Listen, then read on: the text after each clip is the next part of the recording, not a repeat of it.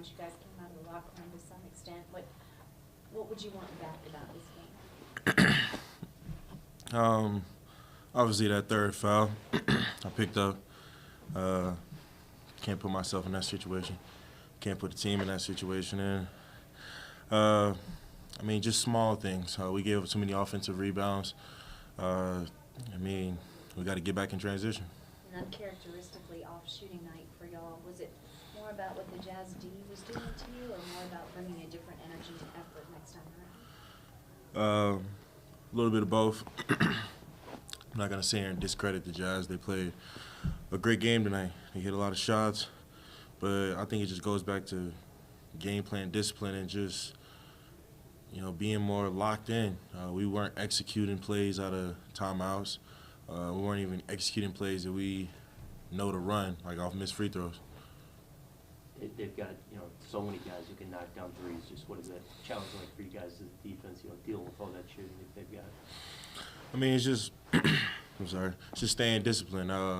If one person hits 2 or 3, don't get out of our defensive scheme trying to cheat the play, because then at least somebody else open, and then when 2 or 3 people are gone, that's never good, no matter what team you're playing against.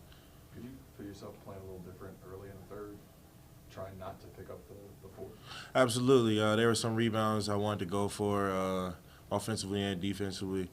There were some plays I wanted to make, but in situations like that, I got 3 fouls.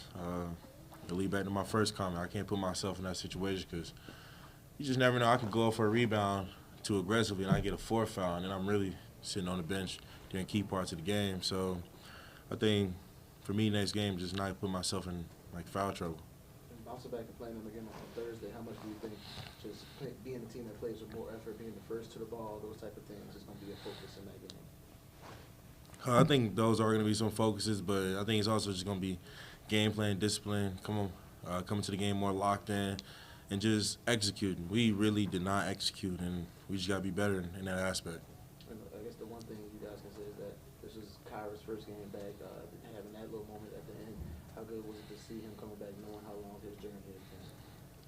I know how that feels. So, even though the game was what it was, just seeing him back on the court, that's one of those bigger than basketball moments. Just because people don't understand, the rehab is harder than playing in the game itself and practicing with the team. Rehab is the hardest thing because it's not only a physical battle, but it's a mental battle.